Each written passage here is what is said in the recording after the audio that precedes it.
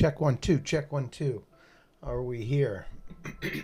Loud and clear, sir. Welcome back, everybody. My name is Lewis Marks here from Rope It Up headquarters, and I just want to welcome everyone. Thank you for tuning in wherever you are in the existing world of Web 2, I guess they call it. YouTube, Twitter, Facebook, etc. Thanks for tuning in. Please do share this out. It's going to be an interesting program. And to those of you who are joining us in VR, thank you for coming. And if you have questions as we get through this program, come and find me in the room and we'll get you the microphone if you'd like to talk to the filmmaker, an artist, or the panel.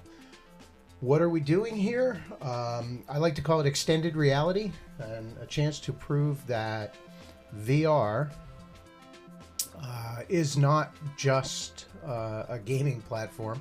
It's a place where we can connect and have and engage with meaningful content and people who are creating it. So, as they say, without further ado, I'll turn it over to my dear friend and cohort, Mr. Fabian Brown. Fabian, how are you?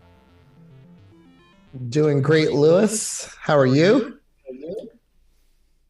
Hear me loud and clear? Okay, great. Awesome. Well, listen, I have the honor of sharing the virtual space with you, Lewis, for quite some time now. And one of my favorite things and experiences that I get to have is connecting with a roster of super talented human beings and super talented individuals. And today, the bar does not drop. The bar definitely rises because we're joined here with a good friend, a pianist, composer, Richard X. Bennett. And for those of you who may be not familiar with Richard, he plays modernistic and soulful music with a wide range of sound all on his own. I believe there's 6 jazz and electronic releases up to date, 3 of which were released via Rope It Up, what is now back in October 2017, Experience with the Truth, also in October of 2017, and Away from the Many in 2018. As well, if that was enough, as well as 6 critically acclaimed raga-based records on Indian labels. Richard is definitely a talent and a marvel. An essential part of his creativity process is also having this, artistic element. He's been doing short vignettes of videos along to accompany his music. And I think that was almost the catalyst of what brings us here today. Because in 2022, he expanded to a long-form movie with a 27-minute post-industrial lo-fi movie titled WIREPARK. So I want to welcome our guest for today. Richard, how are you, sir? I'm good, Fabian. It's nice to see you again. It's great to be here. Great to have you here. And as I say often, thanks for your time. Thanks for your talent. And I'm just curious to kind of kick off this conversation. It seems like you're going from, extraordinary musician to now making movies. Help me connect some of the dots here. Well, actually, it started with the Rope It Up releases. And the thing that started me out originally was that Beyonce came out with Lemonade. And it was a whole series, a whole long movie. And I was like, I love this movie, and let's do something like this in a jazz context. But seeing as all I had was like one phone and no skills, I was making very simple one-shot movies, and they were around 30 seconds long. And I did one for every track that came out on Rope It Up. And because Rope It Up is like a record company for weirdos, you can do stuff like that and they'll appreciate it. And the companies I was on before were not necessarily going to appreciate my work in expanding this thing. So I made the movies, but it was before TikTok. So they were actually, everybody was like, wow, they're so short. They're 30 seconds long. Now we would say they're a little too long. And so I did those movies. And of course, my skills improved as I went along. And then as we moved along, we came to a pandemic, which gave us all the chance to work on different things. So I was like, okay, now's the time. I'm at home. Let me start improving my movie making skills so I can do something long. And I thought in terms of I wanted to do a very long installation sort of piece. So it's not a movie in terms of like you sit down and watch it on a screen. It's something it's more meant to be watched, to either be watched or ignored, that can be on a wall or on the outside of a building or even in a lounge in a club or something like that. So I sort of wanted as a space, so a little bit like the virtual reality space in a certain kind of way, like you're just creating a new environment for people. And it just got a little longer and longer as I went along, and here it is. That's absolutely fascinating. Now, I want to cue up this this premiere of this movie, and here's what I know about it. It seems to capture some scenes from, I think, what you call deserted Brooklyn industrial spaces. You know, and I know you've superimposed some imagery of you playing the piano along with some original music, obviously. And, you know, tell me a little bit about that process, because I know this was during the footage was recorded essentially during the height of the pandemic, right? At the very beginning of the pandemic. That's not quite right. But what happened was at the beginning of the pandemic, because I live in Red Hook, which has a lot of deserted areas, I had to get out of the house. So I was walking around and nobody was going there. And then my wife and I live in a very small apartment, and she was getting sick of me playing piano. So I rented a studio space that was also in the industrial area. So I would go out and I would go and look at all these different spaces, and I got just very interested in everything that I was seeing. I've always been interested in visual things, and when I used to tour playing blues a lot, as you know, you're working at night, which leaves your daytime free. So I was always going to museums and basically wandering all these European cities. But I thought, well, let me give my eye and total attention to this space in Red Hook, and because it's empty at the best of times, but at this time it was really empty. So when I came back to making the movie, I was like, well, let's look at these spaces I was in at the time and film them. And in terms of the superimpositions, there's the video of my hands, and that came about because just before the pandemic, I'd played in China, and people took so many photos of me, I got really burned out on looking at my face. So I was like, well, let me make a video where I'm not in the video, for one, except for my hands. And the other thing was, there's a lot of drawings, and you can see them in the virtual room right now. And that was because I really like the look of graffiti, but I didn't want to film graffiti because you don't want to be taking somebody else's work. You don't know what it means to them or anything like that. So I was like, okay, well, let me avoid filming the graffiti and let me just get the shapes inspired what I'm seeing on the walls and superimpose them on the footage. Oh, that's amazing. That's a great cue up. You know, I'm going to turn it right back to Lewis so we can watch the, we've taken this movie, we broke it down to two different segments. So I'm going to bring it back to Lewis so he can play the first segment of WIREPARK. I want to make a couple of comments. I can't not chime in here. A working title here is a meditation on heartache, solitude, and forgotten spaces. I want everybody to know that. And also, there is, without even, I've seen pieces. I've not watched the whole thing. This is my time to do that. A premiere is a premiere, and I just want to add that there really is something extremely zen and reflective about just wandering around a city, especially for me in the early morning, when it's quiet, before people are doing the things that before they're peopling. The cities are really, really interesting places. So we'll cue it up.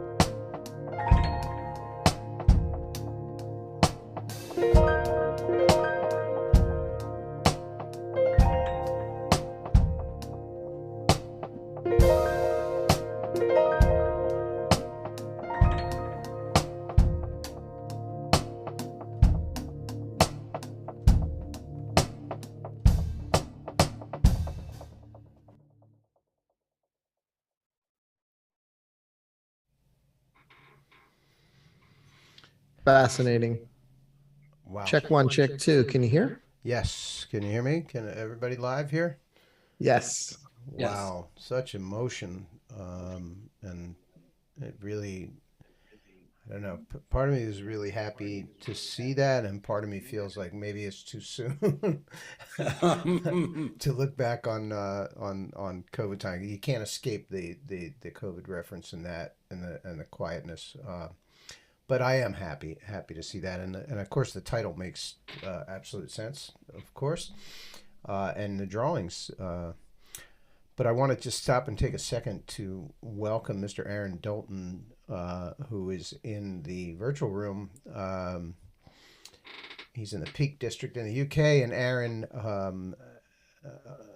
I'm sure you can hear me. It's cold and rainy here in Philadelphia today, too. So it occurs to me that it never rains in the metaverse. And somebody needs to work on that. Aaron, if you want to chat, you can approach the avatar to the right of the screen from where you're looking, and let's see if we can get a hello. Is your microphone on? Unmuted? Hey there, how's it going? There he is. How's it going, guys? Good to see you. Richard? Brilliant. Hey, Aaron, how are you? I'm good, man. How are you? The great thing about Aaron Dalton is that I've made 2 records with him, but I still have never met him. So he could very well just look like this, and I wouldn't really know. It's all virtual. Yes. That's great. Fantastic. I think the avatar is pretty close, but he has legs and feet in real life for your reference. How come they don't give you legs and feet? I don't know. No idea. So let me. I'm kind of speechless. I'm really. I want to see the second half. I mean, this is a kind of piece that. I mean, it's almost meditative, Richard. You know, it's like a time to kind of retreat and just reflect. Is that what you intended? Well, I would say yes, because the piece was based on Japanese lo-fi music, which is generally this genre of music that people put on while they study and do other things. But what happens with lo-fi music, generally it's electric keyboards and drum machine, and I wanted to do something with live instruments and change it on, and it's a perfect thing to inspire me because I kind of like what people do with it and I kind of don't. So that's like the perfect music for inspiration. If I totally like what people do, I see no reason for me to do my version of it. Like, I never listened to Music Soul Child and it was like, oh, if I added piano to this would be better. It doesn't, but in terms of lo-fi, I was like, oh, I can do my own version and it'll be a different thing. So then I asked the drummer in my band, Julian Edmond, I said, you listen to lo-fi? And he goes, oh, all the time. I'm always listening to it when I'm reading. So I was like, okay, well then let's go record. So we recorded and then I redid the piano. And in traditional lo-fi, they have animated videos and often they're like tweeting little birds and they're very cute. And when I started doing the video of my hand, there's actually very beautiful light that comes in into my apartment while I'm playing, and I had sort of beautiful images. And then I was like, well, this is really boring because the music is kind of pretty and then the video is pretty and this is not going to work. So then I was like, well, what is the grittiest kind of video I can do to contrast with the music? And then hoping that as people watch it on, they'll start to see the beauty in the image and maybe a little more of the grit that's in the music, and they'll sort of combine in a new fashion. And because it was inspired by the Japanese, I wanted to add a couple of more elements. And one was the first piece was sort of not sort of, it was inspired by a Japanese scale, and this is Japanese court music, traditional court music. And the other thing is, I like the idea in Japanese art, they have those screens that they open and shut, and you're seeing things through a screen. So often in this video, the same things happen. You're seeing something but you're also seeing it through something else. So you're not really getting like the clearest image of anything. It's all a little obscure. I love to hear the interpretation, Richard. I mean, I heard the elements of lo-fi. I saw the elements of Japanese art and how you've fused together, but I also saw Richard Bennett inside of the creation of what you did, and I heard Richard Bennett inside of the creation. So I really appreciate you breaking it down for me like that. That makes a whole ton of sense. I love to go right from that point, Lewis, and maybe we can cue up the second half of this video, this movie. Once again, I'm dealing with a special guest on set. Who loves to come while we're broadcasting. Is that the president of Rope-A-Dope? The four-legged president, yeah. Yes, I can cue that up. I do want to talk a little bit when we come back. I'm intrigued and confused as to how the movie is made, how that imagery is. There are reflections and pieces in there that I don't understand how it was created. So I want to dig into the creation of that after we watch. I gotta do a couple things here.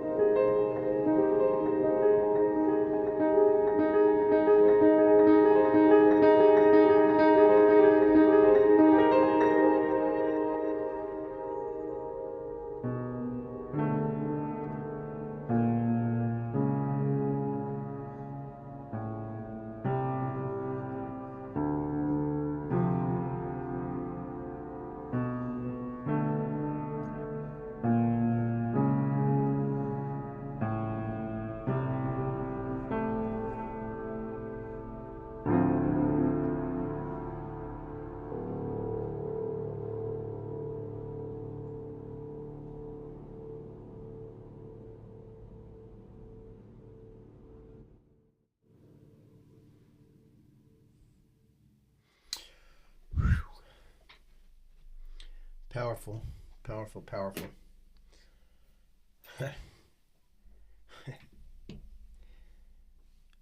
Richard, I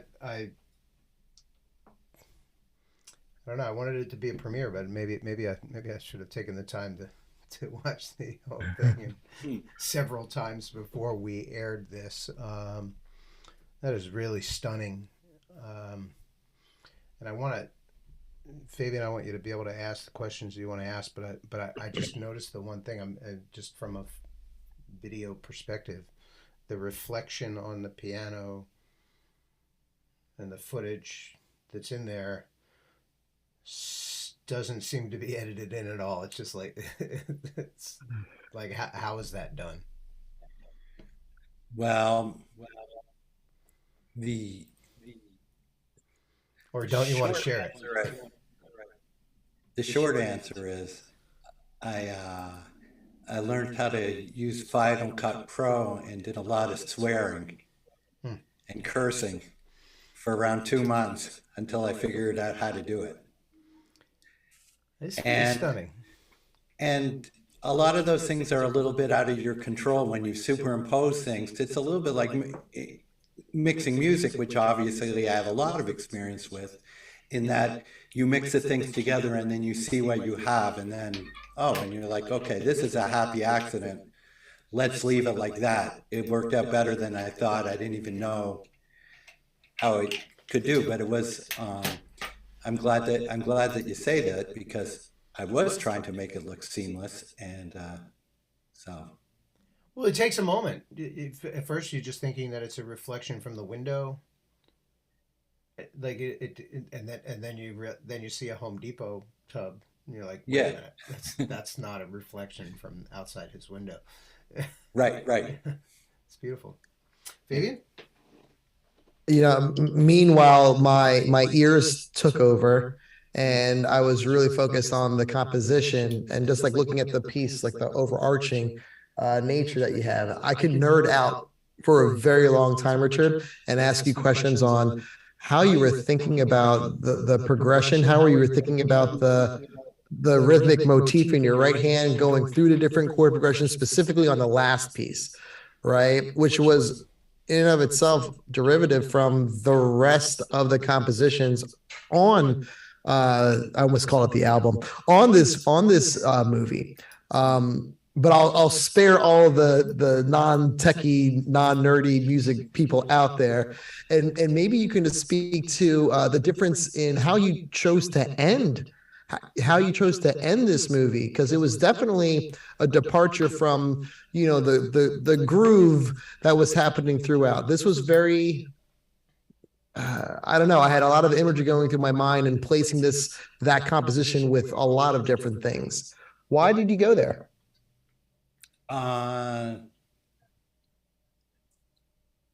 That's a very good question, and a little that, I just kept moving, because it's basically 5 segments, and a lot of times it's just like putting together pieces on an album. You're looking at like what are the different keys that things are in, and deciding how much you want things to repeat on and off. And I don't know, it just seemed kind of like, it seemed like very elegaic, it just like was a little sad and stuff. I was like, okay, well, this will be like, this is like too sad to put it in the middle. But having said that, I see that movie being run as a loop. So if it runs as a loop, it doesn't really matter what starts and what's end, because then you would just go straight to the beginning and have it running forever. No, I really loved it. I appreciated the whole entire thing. And, to speak to Lewis's comments, visually, I mean, my hat's off to you. We kind of talked a little bit off camera about, musicians and more artists having to reinvent themselves, post this global pandemic, and having to really develop skills and sharpen things that they may have never thought of before. But here you've always been having a visual element, not just in how you present yourself, right, visually, but also in your art. But this, my friend, this really is something. It was a treat to really watch this from beginning to end, and to see your evolution as a visual artist accompanying your musicality. It was really nice, really nice. I guess where I want to go from here is, what's coming down the pike? What's next? What do you have in store? Well, for right now, I'm back to jazz, and I have a record coming out with sax player Matt Parker, who plays on the Experiments with Truth record, and I'm starting to use a lot of the new virtual reality in the movies. So everything is going to be a little bit more sci-fi. So I think it's going to be sci-fi jazz videos and very hard, like grooving blues roots jazz. Amazing. Lewis, sci-fi and jazz go together, huh? With Sun Ra, so Sun Ra was on it the whole time. Oh, absolutely. Mm-hmm. One of my heroes. Yeah. I really appreciate the comment that you made earlier about Rope-a-Dope allowing people to be weird. I don't know if allowing was the word that you used, but just, it's okay. I mean, weird is doesn't mean strange, I guess. It just means pushing into new areas. This is just absolutely fascinating to me, and I just appreciate that. Well, the one thing I say about Rope-a-Dope is I've been on other record labels, but on other record labels, I was definitely, it was like doing one thing. So on an Indian label, I was doing raga-based music. I wasn't going to bring them like a jazz record or something different. So everything was a little bit of a box. But in Rope-a-Dope, you just sort of bring your own creativity and you bring it out. And as a result, you have a sort of a wide range of artists, and you also have another piano player, Samora Pindaharuse, who was also like making movies, and I saw his installation in San Francisco and stuff like that. I was like, oh, okay, that's great, So I like that there's these different people who are doing different things. It's really just a reflection of what's happening out there, and I think that's the market. When you think about this stuff in the terms of like, what do we do? We're a jazz label that now you just limit yourself immediately, right? Mm-hmm. I mean, a good curation has to actually pay attention to everything that's happening out there, and I really appreciate what you're doing here. Fabian, I want to give you the mic to wrap up because I'm immediately going to watch this again. Well, I kind of want to bounce off what the two of you guys are talking about at the end, and from my chair, from my view, Richard, it's not just great music or not just great artists and musicians who come here and get to be creative. It's just really great people like yourself, and I just want to thank you for all of our time and all of our conversations. Obviously, off camera, just really connecting and always being interested in the things that I'm doing, and sharing this with us. You didn't have to, but you really, you put it out there, and you gave us you put us in a great position to share your work in a new virtual way. And I think that's awesome. And just many thanks for that, bro. I really appreciate that. So with that, I know we have some other things coming up as far on the calendar that you want to maybe talk about before we wrap things up, Lewis. Yes. The first thing I want to say is, Richard, where can people go and see this thing, WIREPARK in its entirety? Where do you want to direct people? Right now, I want to keep them right on the video that you're right here. Okay. I mean. It exists. It exists, and it can be watched on YouTube. But at this point, I would really like to see it start showing up on some walls.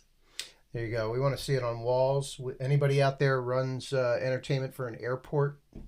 I think this would be amazing to have playing in an airport on a big screen. I don't know if you agree, but it feels like I do that. agree.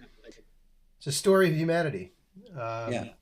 So we'll leave it at that. And then, so we have next week, Fabian and I get together again on Thursday at 5 o'clock for another episode of Selected, episode 5. This time I chose all female composers and performers. And I really couldn't fit all the women in for 1 hour, but we got a good show coming up. In 2 weeks, we're back to Dorian's mode.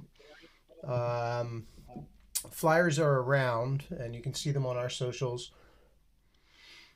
I don't know what the theme of the next episode is, but Dorian Wallace discusses music therapy, incarceration, and then we're going to have a new announcement, a program on housing the houseless in New Orleans. That's coming up in February. And the last thing I want to say is we started a social network, and it's called muso.social. So if you want to stay tuned, stay in touch, and connect with us, please join there. Mr. Brown, Amazing. as always, thank you so much. Mr. Bennett, I really appreciate you. Thank you.